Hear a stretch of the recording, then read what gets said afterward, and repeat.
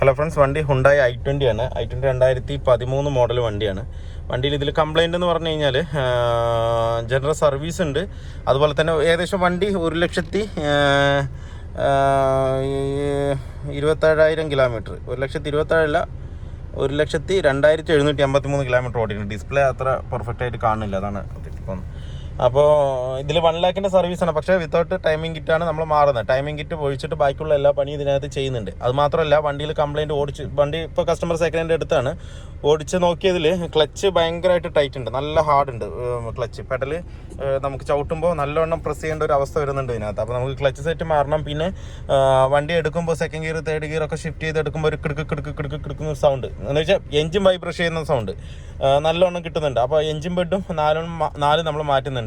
പക്ഷേ body vibration കുറവാണ്. എങ്കിലും നമ്മൾ തേർഡ് ഗിയറിന് ഫോർത്ത് ഗിയർ ഇട്ടിട്ട് ആ ഇനിഷ്യലിൽ പോകുന്ന സമയത്ത് ഫസ്റ്റ് ടൈം ബോഡി നല്ലൊരു വൈബ്രേഷൻ വരുന്നുണ്ട്. അപ്പോൾ മൗണ്ട് നമ്മൾ 4 മൗണ്ടും ഇതിനകത്ത് മാറ്റുന്നുണ്ട്. പിന്നെ എയർ ബാഗിൻ്റെ വാണിംഗ് ലൈറ്റ് കത്തുന്നുണ്ട്. അത് നമുക്കൊന്ന് ചെക്ക് ചെയ്ത് നോക്കാം എന്താണെന്നുള്ളത്. വീട്ടിൽ നമുക്ക് ചെക്ക് ചെയ്ത് നോക്കാം എന്താ കംപ്ലയിൻറ്റ്. ഇനിയിപ്പോൾ ക്ലോസ് സ്പ്രിംഗ് ആണോ, അതുപോലെ തന്നെ ഇനിയിപ്പോൾ എയർ ബാഗിൻ്റെ വല്ല പ്രശ്നമാണോ എന്നുള്ളത് നമുക്ക് ചെക്ക് ചെയ്താൽ മാത്രമേ അതിനകത്ത് അറിയാൻ പറ്റുള്ളൂ. പിന്നുള്ളത് ക്ലച്ച് സെറ്റ് മാറണം, എഞ്ചിൻ ബെഡുകൾ മാറണം, ഓയിൽ സർവീസ് ചെയ്യണം. പിന്നെ ബ്രേക്ക് ചെറിയൊരു നോയ്സ് വരുന്നുണ്ട് ബാക്കിൽ നിന്ന്, അതെന്താണെന്നുള്ളത് നോക്കണം. പിന്നെ ഫുൾ ചെക്കപ്പ് എടുക്കണം. നമുക്ക് എല്ലാം ഒന്ന് ചെക്ക് ചെയ്ത്, നേരത്തെ കസ്റ്റമർ ഇവിടെ വന്ന് ഓടിച്ച് നോക്കി എൻ്റെ കയ്യിൽ കൊണ്ടുവന്ന് വണ്ടി കാണിച്ച് തന്ന് ഓടിച്ച് നോക്കിയിട്ട് പോയതാണ്.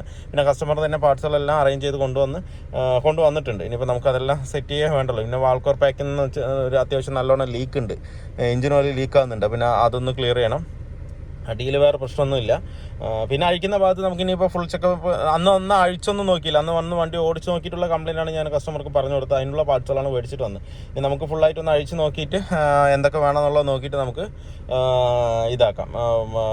ബ്രേക്കിൽ എന്തെങ്കിലും പേഡൽ കംപ്ലയിൻറ്റോ ബോൾ ജോയിൻറ്റ് കംപ്ലയിൻറ്റോ ബാക്കിലോ ഷോക്കോ കാര്യങ്ങളോ എല്ലാം നമുക്ക് ഇപ്പോൾ അഴിച്ച് നോക്കിയാൽ മാത്രമേ അറിയുള്ളൂ. ഓടിക്കുമ്പോൾ ബുദ്ധിമുട്ടും കാണുന്നില്ല. പക്ഷേങ്കിൽ ഇനിയിപ്പോൾ അഴിച്ച് നോക്കിയിട്ട് എന്തെങ്കിലും ഫോൾട്ട് ഉണ്ടെങ്കിൽ നമുക്ക് കസ്റ്റമർ അടുത്ത് പറഞ്ഞിട്ട് അതും കൂടെ നമുക്ക് ഇതിനകത്ത് ചെയ്യാം. ഇപ്പോൾ എന്തായാലും നമുക്ക് എഞ്ചിൻ ബെഡും ക്ലച്ചിൻ്റെ കാര്യങ്ങളും ചെയ്യുന്നതിന് മുന്നേ തന്നെ നമുക്ക് ഫുള്ളായിട്ടൊന്ന് കൊട്ടേഷൻ എടുക്കുക. എന്നാൽ മാത്രമേ നമുക്ക് ഈ കൊട്ടേഷൻ അപ്രൂവൽ ആകും പാർട്സ് വരുമ്പോഴത്തേക്ക് നമുക്ക് മറ്റുള്ള വർക്കുകളൊക്കെ ചെയ്യാൻ പറ്റുള്ളൂ.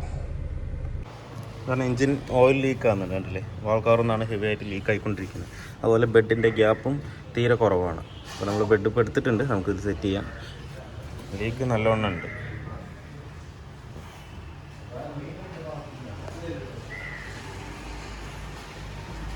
നമ്മൾ ഡീസൽ ഫിൽറ്റർ മാറ്റാം. ഡീസൽ ഫിൽറ്റർ ഓയിൽ തന്നെയാണ് എടുത്തിരിക്കുന്നത്. ഒറിജിനൽ വന്നിട്ട് 1993 രൂപ വരുന്നുണ്ട് ഡീസൽ ഫിൽറ്റർ. ഇതാണ് അതിനകത്ത് വരുന്നത്. കറക്റ്റ് എല്ലാ 1 ലക്ഷത്തിലും കറക്റ്റ് നമ്മൾ സർവീസ് ഷെഡ്യൂൾ പോലെ 1 ലക്ഷത്തിൽ ഇത് മാറ്റി വിടുന്നത്.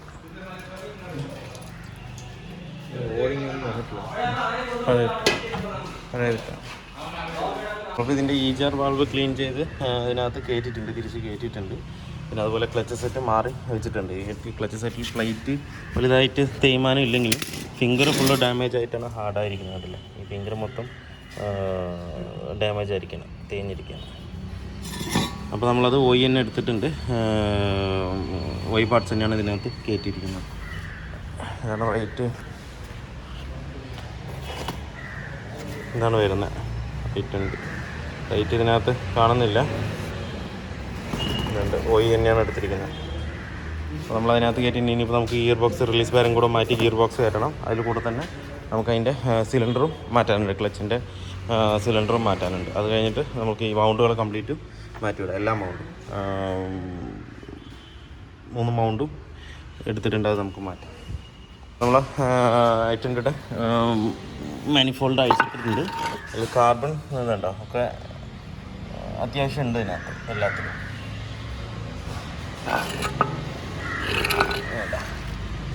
ഹോളാണെന്നുണ്ടെങ്കിലും മൊത്തം കാർബൺ ഫുള്ളായിട്ട് അടഞ്ഞിട്ടില്ലെങ്കിലും ഒരു ലെവലിൽ അതിനകത്തുണ്ട്. മൊത്തം നമ്മൾ ഇനിയിപ്പോൾ കെമിക്കൽ ക്ലീൻ ചെയ്യുമ്പോൾ പക്കയായിട്ട് പൊക്കോളും. പക്കയായിട്ട് ആ ഒരു ഫ്രഷ്നെസ് പോലെ തന്നെ നമുക്ക് മാനിഫോൾഡ് അതിനകത്ത് കിട്ടും. പിന്നെ നമ്മൾ എഞ്ചിൻ ബെഡാണ് മാറ്റാനുള്ളത്. ഗിയർ ബോക്സ് കയറ്റുന്നതോടുകൂടി തന്നെ നമുക്ക് അതും മാറ്റിവിടാം.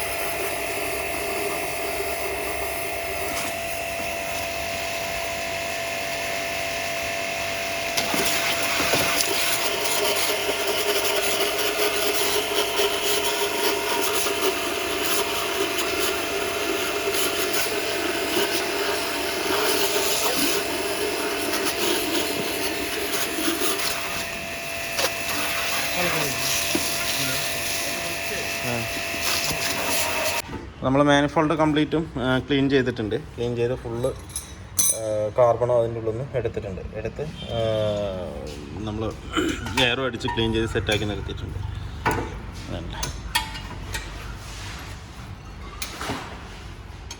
ഇപ്പോൾ നമുക്ക് അതിനകത്ത് കയറ്റാം. ഇതാ മുകളിൽ ചളികൾ കംപ്ലീറ്റും പോയിട്ടാണ് ഈ കളർ വരുന്നത് കേട്ടോ. അതുപോലെ തന്നെ നമ്മളിതിൻ്റെ ബ്രേക്ക് പാഡും ചേഞ്ച് ആക്കുന്നുണ്ട്. ബ്രേക്ക് പാഡ് കംപ്ലീറ്റ് ആയിട്ട് ഒന്നുമില്ല, 0 ആണ് ഇതിനകത്ത് കണ്ടോ. ഇനിയിപ്പോൾ കുറച്ചുകൂടെ ഓടിക്കഴിഞ്ഞ് കഴിഞ്ഞാൽ ആ ബ്രേക്ക് ഡിസ്ക് റോട്ടറും കൂടെ നമുക്ക് മാറേണ്ട ഒരു അവസ്ഥയിൽ വരും. അപ്പോൾ അതുകൊണ്ട് അത് മാറ്റുന്നുണ്ട്. നേരത്തെ ഉള്ളതിൻ്റെ ഹുണ്ടായുടെ ഒറിജിനൽ പാഡ് തന്നെയാണ് കിടക്കുന്നതാണോ നേരത്തെ ഉള്ളത്. ഇത് നമ്മൾ TVSൻ്റെ പാഡാണ് കിടന്നത്. 1400 രൂപ വരുന്നുണ്ട്. എന്നാലും നമുക്കത് കയറ്റാം.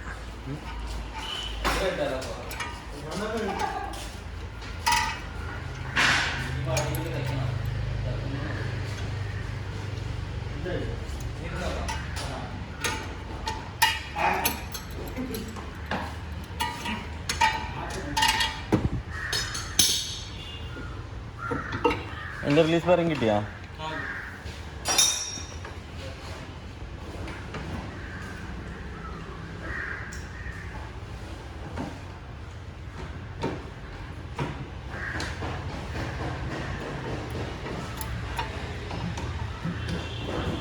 നല്ല ടാപ്പാട് ശരിയാക്കി. സൗണ്ട് നിന്നാ എന്താ ഇത്? i20യുടെ ബാക്കിയെല്ലാ വർക്ക് നമ്മൾ ചെയ്ത് കയറ്റി. ഗിയർ ബോക്സ് ആയാലും അതുപോലെ ഡീസൽ ഫിൽറ്റർ കാര്യങ്ങൾ, എൻജിൻ ബെഡുകൾ എല്ലാം മാറ്റി എല്ലാം സെറ്റ് ചെയ്തു. പക്ഷേങ്കിൽ നമ്മൾ ലാസ്റ്റ് കൊണ്ട് ഈ മാനിഫോൾഡിൻ്റെ പാക്കിങ് മാറുമ്പോൾ അത് 4 നോസിൽ കഴിക്കണം. ആ 4 നോസിൽ കഴിക്കുമ്പോൾ ഒരു ബോൾട്ട് അതിനകത്ത് ക്രാക്കായി എന്ന് പറഞ്ഞാൽ പൊട്ടി. ഈ കാണുന്ന ബോൾട്ടാണ്. ഇതും ഭയങ്കര ടൈറ്റായിരുന്നു. പക്ഷേങ്കിൽ ഇത് എങ്ങനെ ഊരി വന്നു, അത് ബ്രോക്കണായി. ഇനിയിപ്പോൾ നമുക്ക് ചെയ്യാനുള്ള ഒരു ഇതെന്ന് പറഞ്ഞു കഴിഞ്ഞാൽ ഈ സംഭവം അഴിച്ചെടുക്കണം. മൊത്തത്തിൽ അഴിച്ചെടുത്തിട്ട് ഹെഡ് മൊത്തം അഴിച്ചെടുത്തതിന് ശേഷം നമുക്ക് ഇത് ലേത്തിൽ കൊണ്ടുപോയിട്ട് അത് പ്രസ് മറ്റേ ഡ്രിൽ ചെയ്ത് എടുത്ത് വേറെ ത്രെഡ് ഇട്ടിട്ട് വേണം ഇനിയിപ്പോൾ ചെയ്യാനായിട്ട്. അല്ലാത്ത പക്ഷം നമുക്കത് വേറെ ഒന്നും ചെയ്യാൻ കഴിയില്ല അതിനകത്ത്. അപ്പോൾ നമ്മൾ അഴിക്കുന്നതിന് മുന്നേ കസ്റ്റമറിനോട് ഇൻഫോം ചെയ്തു, ഇന്നമാതിരിയാണ് പൊട്ടാൻ സാധ്യതയുണ്ട്. അപ്പോൾ കസ്റ്റമർ പറഞ്ഞത് എന്തായാലും അത് ചെയ്യണം. എന്താ വെച്ചാൽ ഓയിൽ ലീക്കും നല്ല ഹെവി ആയിട്ട് വന്നുകൊണ്ടിരിക്കുന്നുണ്ട്. അപ്പോൾ എന്തായാലും അത് ചെയ്യണം. അപ്പോൾ അതിൻ്റെ കൂടെ എന്തായാലും ചെയ്തോളൂ എന്ന് പറഞ്ഞിട്ട് അപ്രൂവൽ തന്നിട്ടുണ്ട്. അതുകൊണ്ടാണ് പിന്നെ നമ്മൾ അഴിക്കാനും നോക്കിയത്. അഴിക്കാൻ നോക്കിയപ്പോൾ ഒരെണ്ണം അഴിഞ്ഞ് വന്നു, ഒരെണ്ണം പൊട്ടിപ്പാക്കി. പക്ഷേ 3rd and 4th ലൂസായിരുന്നു. അത് വലിയ കുഴപ്പമില്ലാതെ തന്നെ വന്നു. ഇത് ഭയങ്കര ടൈറ്റായി ബോൾട്ട് പൊട്ടിപ്പോയി. ഇനിയിപ്പോൾ നമുക്ക് ഇതിനെന്തായാലും ഇനിയിപ്പോൾ ഹെഡ് ഇറക്കണം. പക്ഷേങ്കിൽ നമുക്ക് ആദ്യം തന്നെ വാൾക്കോറിൻ്റെ കാര്യമാണ് ചെയ്യാൻ നിന്നുണ്ടെങ്കിൽ ക്ലച്ചും മൗണ്ടും കാര്യങ്ങളൊക്കെ നമുക്ക് ഈസി ആയിട്ട് മാറായിരുന്നു. ഇതിപ്പോൾ ലാസ്റ്റ് കൊണ്ട് മാനിഫോൾഡ് നമുക്കിത് അറിയില്ലല്ലോ, എന്താ വെച്ച് കഴിഞ്ഞാൽ ബോൾട്ടിൻ്റെ അവസ്ഥ കാര്യങ്ങളൊന്നും അറിയില്ലല്ലോ. അപ്പോൾ ലാസ്റ്റ് കൊണ്ട് ഇതിപ്പോൾ നമ്മൾ മാറ്റാൻ നോക്കിയപ്പോൾ വീണ്ടും പൊട്ടുകയും ചെയ്ത് ഇനിയിപ്പോൾ നേരത്തെ ചെയ്ത പണികൾ നമ്മൾ ഒന്നുകൂടെ ചെയ്യേണ്ടി വരും. ഒന്ന് ചേഞ്ചും പുറത്തെടുക്കുമ്പോൾ ഗിയർ ബോക്സൊക്കെ പുറത്തുനിന്ന് വെച്ച് ചെയ്യുകയാണെന്നുണ്ടെങ്കിൽ കുറച്ചുകൂടെ എളുപ്പമായേനെ. ഇനിയിപ്പോൾ എന്തായാലും വർക്ക് എന്തായാലും കൂടി, എന്നാലും കുഴപ്പമില്ല, വണ്ടി എന്തായാലും വൃത്തിയാക്കി കൊടുക്കാം.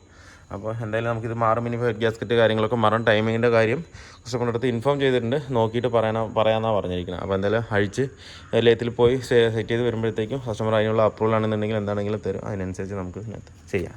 എന്തായാലും നമുക്ക് ഇനിയിപ്പോൾ അത് ഹെഡും കൂടെ ഇറക്കേണ്ടി വരും. നമ്മൾ പൊട്ടിയ ബോൾട്ട് എടുത്തിട്ടുണ്ട്. ഇതിനുള്ളിലാണ് പൊട്ടിയിട്ട് ഉണ്ടായിരുന്നത്. അത് കംപ്ലീറ്റ് ആയിട്ട് ഡ്രിൽ ചെയ്തെടുത്തിട്ട് റീത്രെഡ് ചെയ്ത് കറക്റ്റ് ചെയ്ത് സെറ്റാക്കിയിട്ടുണ്ട്. ഇപ്പോൾ എൻജിൻ ഫുള്ള് നമുക്ക് സെറ്റ് ചെയ്യണം. നമ്മുടെ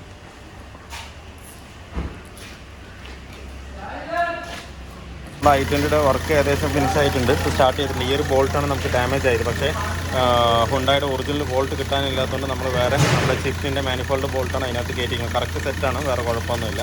അതുപോലെ ലീക്കോ കാര്യങ്ങളൊന്നുമില്ല. ലീക്ക് ഉണ്ടെന്നുണ്ടെങ്കിൽ അതിൽ ബബിൾസ് ഇങ്ങനെ വരും ആ വെള്ളത്തിൽ. അതൊന്നുമില്ല, കറക്റ്റാണ്. സ്പീക്കിംഗ് കറക്റ്റ് തന്നെയാണ്. റണ്ണിങ്ങും സ്മൂത്ത് തന്നെയാണ്. ഏകദേശം 2 മണിക്കൂർ റണ്ണിങ് ചെയ്തിട്ടുള്ളൂ. ഇനി കുറച്ച് നേരം കൂടെ ഓടണം. എന്നാൽ തന്നെ നമുക്ക് അതിൽ എന്തെങ്കിലും ലീക്കോ കാര്യങ്ങളോ ഉണ്ടെന്നുണ്ടെങ്കിലൊക്കെ കറക്റ്റായിട്ട് അറിയാൻ പറ്റുള്ളൂ. പിന്നെ നമുക്ക് ബമ്പർ കാര്യങ്ങളൊക്കെ സെറ്റ് ചെയ്യാനുണ്ട്, വാട്ടർ വാഷ് ചെയ്യാനുണ്ട്, ഓടിച്ച് നോക്കാനുണ്ട്. എയർ ബാഗിൻ്റെ ഒരു വാണിംഗ് ലൈറ്റ് കത്തുന്നുണ്ട്, അതെന്താണെന്നുള്ളതൊന്ന് സ്കാൻ ചെയ്ത് നോക്കണം. ഇത്രയും വർക്കാണ് ഇനിയിപ്പോൾ ഇതിനകത്ത് പെൻഡിങ് ഉള്ളത്. നമ്മളിത് മൗണ്ട് കാര്യങ്ങളെല്ലാം ഇതിനകത്ത് സെറ്റ് ചെയ്ത് റെഡിയാക്കിയിട്ടുണ്ട്. അപ്പോൾ എന്തായാലും ബാക്കിയുള്ള കാര്യങ്ങളൊന്ന് നോക്കിയിട്ട് ഓടിച്ച് നോക്കിയിട്ട് നമ്മുടെ i20യുടെ വർക്ക് ഫുള്ളി കംപ്ലീറ്റ് ആയിട്ടുണ്ട്. ഇപ്പോൾ ഇനിയിപ്പോൾ എയർ ബാഗിൻ്റെ വാണിംഗ് ലൈറ്റ് മാത്രം ചെറുതായിട്ട് കത്തുന്നുണ്ട് ഇതിനകത്ത്. ചെറുതായിട്ടല്ല, കത്തുന്നുണ്ട്.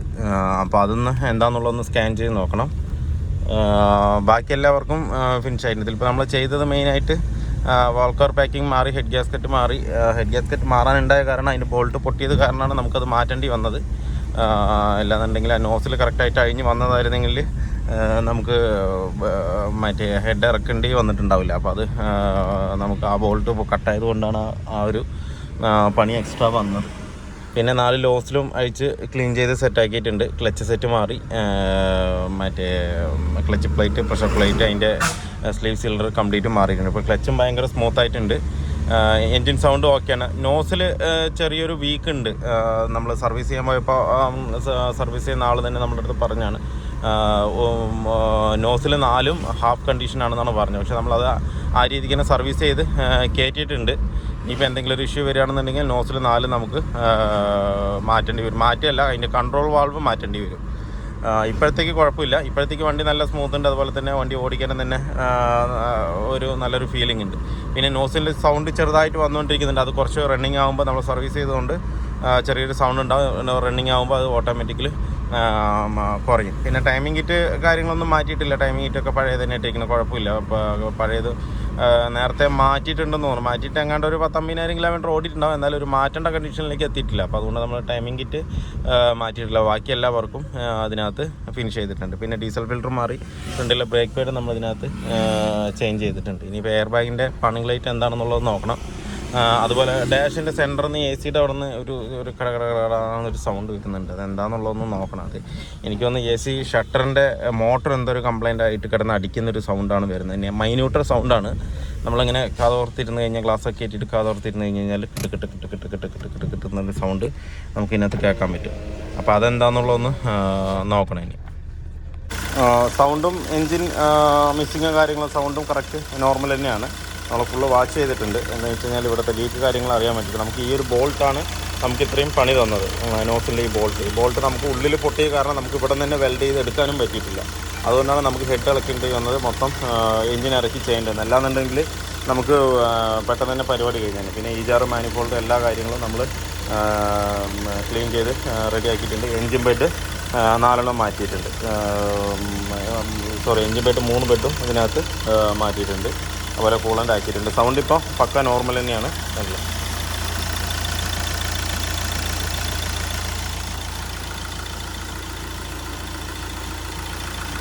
ഇപ്പോൾ AC ഗ്യാസ് ഒന്ന് കയറ്റണം.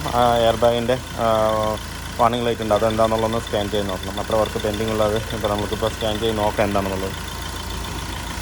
ഇതിലിപ്പോൾ എയർ ബാഗിൻ്റെ വാണിംഗ് ലൈറ്റിൻ്റെ കോഡ് വരുന്നത് driver air bag resistance too high എന്നാണ് കാണിക്കുന്നത്. എന്ന് വെച്ച് കഴിഞ്ഞാൽ അതിൻ്റെ ക്ലോക്ക് സ്പ്രിങ് ഉണ്ട് ഇതിനകത്ത്. ആ ഒരു ക്ലോക്ക് സ്പ്രിങ് സ്പൈറൽ കേബിൾ എന്നും പറയും. ആ സാധനം പൊട്ടിയിട്ടാണ് ഈ കംപ്ലയിൻറ്റ് കാണിക്കുന്നത്. പക്ഷേ ഫോണും കാര്യങ്ങളൊക്കെ വർക്കിംഗ് കറക്റ്റ് തന്നെയാണ്. അതിൻ്റെ ഏതോ ഒരു സർക്യൂട്ട് ലൈൻ കംപ്ലയിൻ്റ് ആയിട്ടാണ് ആ കോഡ് വന്നിരിക്കുന്നത്. ഒന്ന് ക്ലിയർ ചെയ്ത് നോക്കാം. നോ ട്രബിൾ കോഡ് എന്നാണ്. പക്ഷേങ്കിൽ വീണ്ടും അവിടെ സിഗ്നൽ വന്നിരിക്കുന്നുണ്ട്.